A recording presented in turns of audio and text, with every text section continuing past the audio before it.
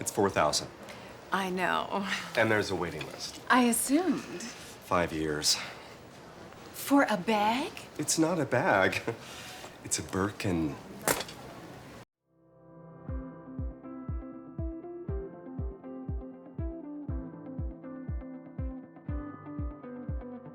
That was the price back in 2001. Now, an Hermes Birkin's bag's price can range from 40,000 to 500,000 US dollars. As the phrase suggests, a Birkin is not a bag, it's something in the own category. The Birkin is a statement maker. That statement is a loud, I've arrived, a status symbol of wealth and unlimited disposable income.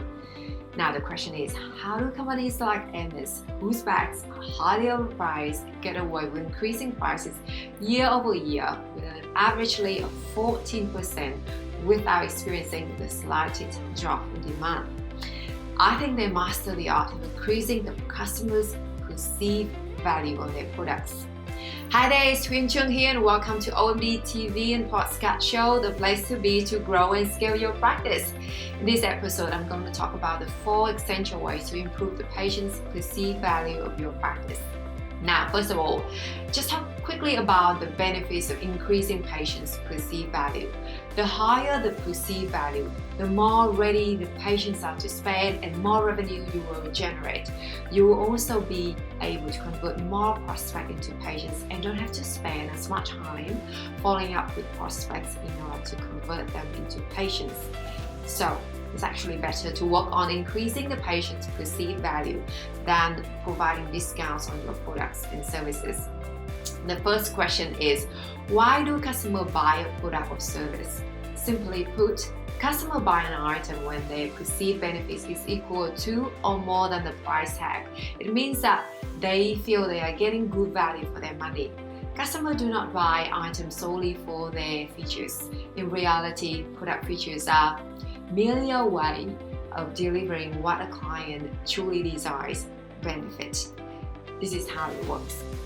Your patient's perceived value about your clinic equals patient perceived benefit minus treatment cost. So when a prospective patient asks, how much does it cost? Replying immediately over an email or by a phone call will lose you the opportunity to build up the patient perceived benefit, and all they can see from their end is the treatment cost. Therefore, you will have a negative patient perceived value, meaning you will lose this prospective patient. How much does it cost? I got to deal with this question a lot throughout my career, running our own marketing agency and also working with many other medical clinics that we work with over the years. Price is always a factor in a prospect's objections. You want to think about the prices you want to charge and how you can build value around the price point that you are asking for, because a transaction only occurs when benefits exceed the price. So in your pitch to a prospect, you want to be building the benefits of your services or procedures, thereby addressing the price point objection before it's even raised. Once you do this, you will minimize the main objections that come up about pricing. While I'm pretty sure that you still get these queries, however, they will come up much less frequently in your sales process. Now, the next question is how to increase perceived value to convert more patients. Any marketing campaign's ultimate purpose is to increase sales. Revenue powers the practice and its activities. So if you are not earning much, you should understand what actually gets in the way of your revenue making. Here are some ideas to help you increase new patient conversion by improving the perceived value of your practice. The first thing is to work on your branding to increase the perceived value. Meaning, the purpose of marketing and advertising is actually to increase the perceived value of your practice. That's why we have a marketing budget to demonstrate to your patients why your products or services are valuable to them. Marketing experts' goal is to shape and increase the value of the products or services offered. The higher the perceived value, the more ready patients are to spend and more money you will earn. Simple as that. So It's better to work on the patient perceived value rather than providing discounts or on your products or services. Now, you need to take time to look at your branding now, from physical clinic design to website and brochure. Anything that patients see and interact to see if there's any room for improvement to maximize your perceived value. You may provide great services or products, but if your clinic and online presence look unprofessional, your patients may not see past to the actual value you provide.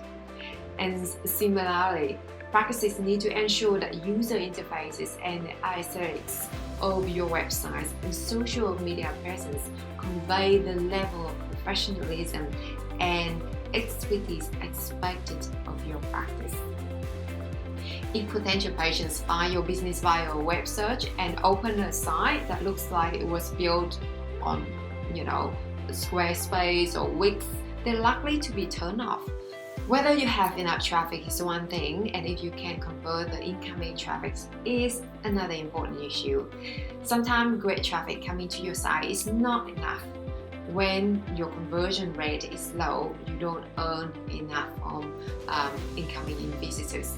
Therefore, you need to find ways to increase it. If your website isn't converting, one way to increase the perceived value through is to actually revamp of your website. Use a professional designer who has experience in medical industry to make this happen. The investment is well worth it, believe me. Now, the second way is to leverage online reviews and media mentions.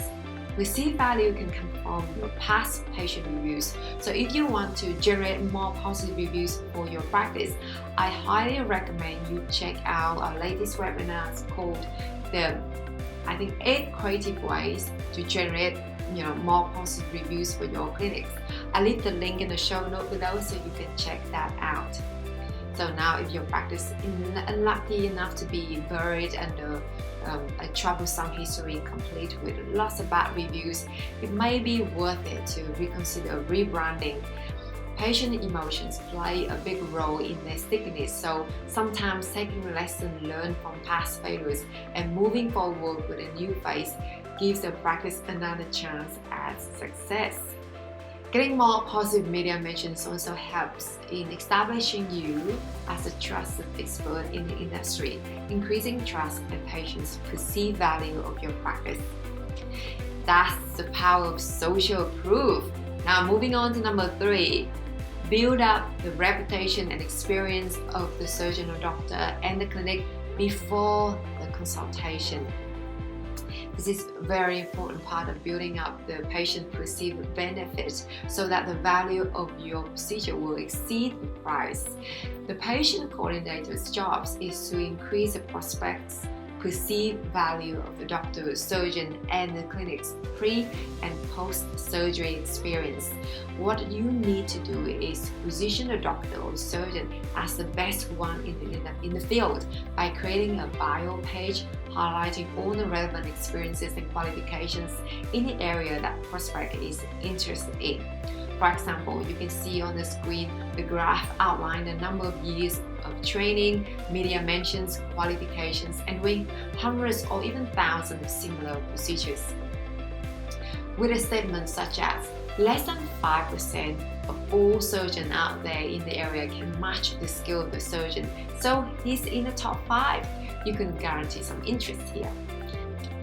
Now, moving on to number 4, raise perceived value by creating an emotional connection with patients. There's a saying that I've heard a number of times in patient experience enhancement training events. Keep in mind that people forget the words you say to them, but they do remember how you made them feel.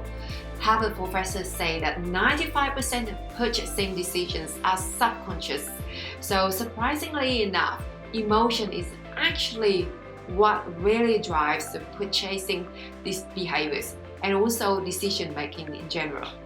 Humans are driven by feelings, so if you want the patient to remember your service or brand, they must be engaged and impassioned by the interaction with your practice.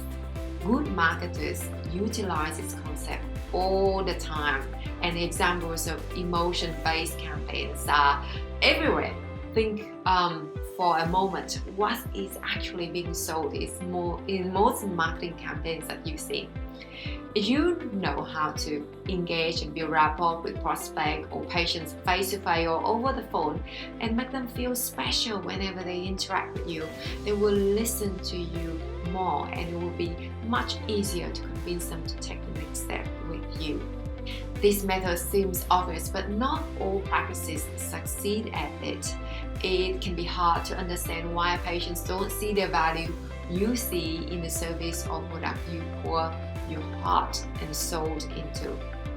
If you are selling high value procedure or even you're not, you need to have a proper training in dealing with inquiries.